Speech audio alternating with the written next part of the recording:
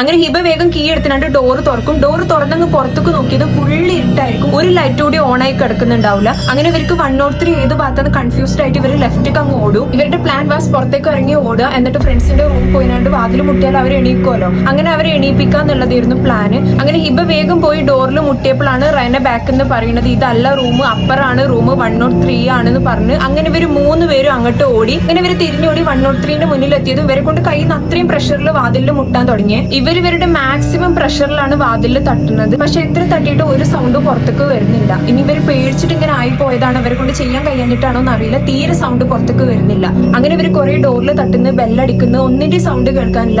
Confused ആയി ഇനി എന്താ ചെയ്യേണ്ടതെന്ന് അറിയാണ്ട് നിൽക്കുന്ന ടൈമിൽ ഇവരുടെ ബാക്ക് സൈഡിൽ നിന്ന് വലിയൊരു സൗണ്ട് അങ്ങ് കേട്ടെ. അതായത് ഒരു ആണിന്റെ സൗണ്ടിൽ ഇങ്ങനെ അലർന്ന പോലത്തെ വലിയ സൗണ്ട് ഉണ്ടാവില്ലേ, അങ്ങനത്തെ ഒരു സൗണ്ട്. ഈ സൗണ്ട് കേൾക്കുന്നത് 101ന്റെ അവിടെ നിന്നാണ്, അതായത് ഇവര് തിരിഞ്ഞോടിയ ഭാഗത്തു നിന്നാണ്. ഈ 101ന്റെ അപ്പുറത്തേക്ക് റൂമില്ല, അവിടെ പിന്നെ ഉള്ളത് സ്റ്റെയർ ഒക്കെയാണ്. അവിടെ ഇങ്ങനെ ഒഴിഞ്ഞിട്ടുള്ള ഒരു ഏരിയ ആണ് ഉള്ളത്. അവിടെ 3 ജനാലുണ്ട്. ആ ജനാലിന്റെ ഉള്ളിൽ കൂടെ പുറത്തുനിന്നുള്ള ലൈറ്റ്, ചെറിയ ലൈറ്റ് വരുന്നുണ്ട്. ജനാലിന്റെ മുന്നിലേക്ക് ഇവര് നോക്കിയതും അവിടെ വലിയൊരു മനുഷ്യന്റെ രൂപത്തിലുള്ള വലിയൊരു ക്രീച്ചറിനെ അവർ കാണുന്നുണ്ട്. കണ്ണും മൂക്കൊന്നും ശരിക്കും കാണുന്നൊന്നും ഇല്ലാന്നുണ്ടെങ്കിലും മനുഷ്യന്റെ രൂപമാണ്, പക്ഷെ മനുഷ്യനേക്കാൾ നല്ല വലിപ്പമുള്ള ഒരു ക്രീച്ചർ. ആൻഡ് ഈ ക്രീച്ചർ വലിയ സൗണ്ട് ഉണ്ടാക്കിയാണ്ട് ഇവരുടെ അടുത്തേക്കാണ് വരുന്നത്. ഇവർക്ക് ഇനി ആകെയുള്ള ഓപ്ഷൻ ഇവരുടെ റൂം തുറന്ന് അതിന്റെ ഉള്ളിൽ കയറുക എന്നുള്ളതാണ്. അങ്ങനെ ഇവർ 3 പേര് ഓടി ഇവരുടെ റൂമിൽ തന്നെ കയറി. ഈ റൂം ഓൾറെഡി ഇവർ തുറന്നിട്ടാണല്ലോ ഓടി പോയിട്ടുള്ളത്. അങ്ങനെ ഇവർക്ക് വേഗം കയറാൻ പറ്റി. വേഗം കയറി ലോക്ക് ചെയ്ത് ലിറ്ററലി ഇവര് പേടിച്ചിട്ട് ഷിവർ ചെയ്ത് നിൽക്കുന്നതാണ്. ഇതുവരെയുള്ള പോലെ അല്ല, ഇവര് ശരിക്കും ഒരു സാധനത്തിനെ കണ്ടിട്ടാണ് ഇപ്പൊ അതിന്റെ ഉള്ളിൽ കയറുന്നത്. ഇവര് കണ്ട രൂപത്തിന് കണ്ണും മൂക്കൊന്നും ഇവര് കണ്ടിട്ടില്ല എന്നുണ്ടെങ്കിലും ഇത്രയും മാസീവായിട്ട് ഒരു മനുഷ്യന് സൗണ്ട് ഉണ്ടാക്കാനും പറ്റൂല. പിന്നെ അതിന്റെ വലിപ്പം വെച്ചിട്ട് മനുഷ്യനല്ല എന്നുള്ളത് ഏറെക്കുറെ കൺഫേം ആയി. അങ്ങനെ ഇവര് സൗണ്ട് ഉണ്ടാക്കാണ്ട് അറിയുന്ന പ്രാർത്ഥനകളെല്ലാം ചെല്ലിയിരിക്കുന്നതാണ്.